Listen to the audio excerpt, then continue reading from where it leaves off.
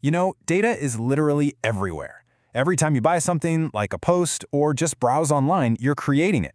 And it can feel like a lot, right? A little overwhelming. But what if you could make sense of it all? Well, we're going to dive into this guide from Harvard Business School Online and demystify the whole world of data and analytics. Just think about that for a second.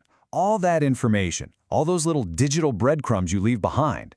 Right now, it might just be raw material. So the real question is, how can you start using it to your advantage? And that's exactly our goal here. In the next few minutes, we're going to hand you the basic toolkit to take all those digital breadcrumbs and turn them from this tangled mess into a clear path for making way smarter decisions. So, let's start with the big picture. We're living in what everyone's calling the age of data.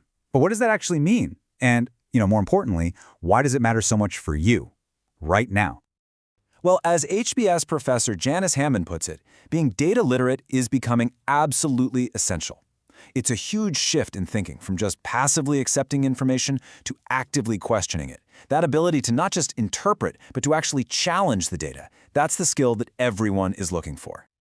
Okay, so if being data literate is the goal, we've got to define our terms first.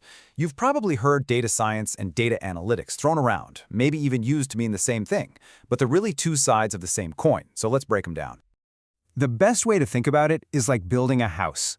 Data science is all the heavy lifting. It's gathering the raw materials, laying a solid foundation, and making sure everything is clean and properly structured. Data analytics, on the other hand, is the architect who uses that foundation to find answers, spot trends, and really understand what's going on. You absolutely can't have one without the other. So in the real world, data science is what lets a business organize these just massive amounts of information. Ever get a fraud alert from your bank and wonder how they knew? Or how a giant factory can perfectly time its production line? Yep, that's data science at work, building a deep understanding of what's happened to predict what's going to happen next. And this is where data analytics swoops in. It takes all that beautifully organized data and pulls out the key insights that guide everything from marketing campaigns to new product development. So, to put it simply, data science builds the library, data analytics reads the books, and decides what to do next. Now, within analytics, there's kind of this ladder of increasing value. So imagine a retailer.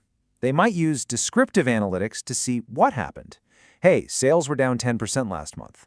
Then diagnostic asks why. Oh, it's because a new competitor opened up down the street. Predictive looks at what's next. We'll probably lose another 10% if we don't do something. And finally, the most valuable step, prescriptive, tells you what to do. Okay, let's launch a loyalty program to keep our customers. See how they build on each other? All right, now that we know the different ways we can analyze data, let's kind of rewind and trace it back to the very beginning. Where does this stuff even come from, and how does it make the journey from a raw fact into a useful insight? Well, that's what we call the data lifecycle.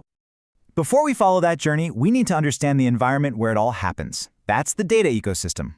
Just think of it as the entire digital workshop, all the tools, the storage lockers, the machinery that a company uses to manage its data. Every company's ecosystem looks a little different, but the path the data takes is usually pretty similar. And this is that path. So data is born, it gets collected, processed, and stored. But the real magic, the fun part, happens in the second half of this cycle. It's analyzed, visualized, and finally interpreted. That's where it becomes actual knowledge you can use. And it's a cycle, because the insights you get from one project always spark the questions for the next one. But look, handling all this data comes with a huge responsibility: privacy. This isn't just a technical problem, it's a huge ethical and legal one. Being totally transparent about what you're collecting, locking it down with proper storage, and tightly controlling who can access it, that's not just good practice, it's non-negotiable if you want to build trust. Okay, so you get the concepts, you see the potential, but what do you actually need in your personal toolkit to start working with data? How do you build your own data literacy? Let's talk skills. Here are 7 of the big ones, and it is no accident what's sitting at the very bottom as the foundation of this whole pyramid: critical thinking.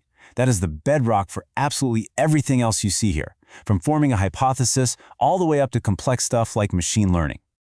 And Professor Dustin Tingley really drives this point home. Look, the data can give you answers, for sure, but it's your critical thinking, that human element, that lets you ask the right questions in the first place. And that's what truly makes the data powerful.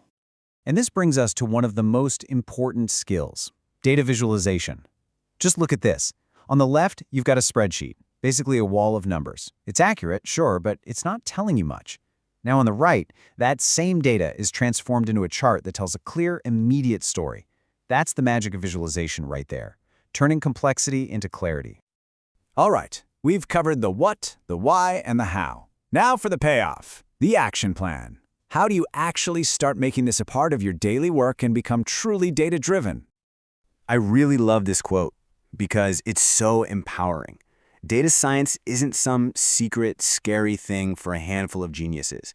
Your own knowledge, your business intuition, that's incredibly valuable.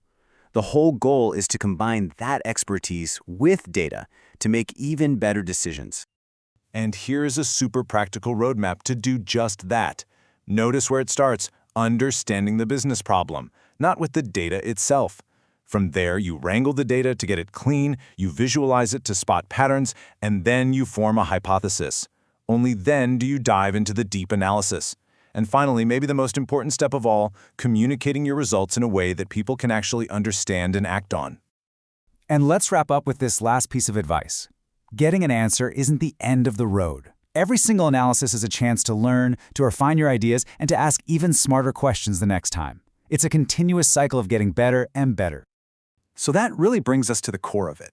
The data is out there, and it is full of stories about your customers, your market, your business, everything. The only question left is, are you ready to start listening?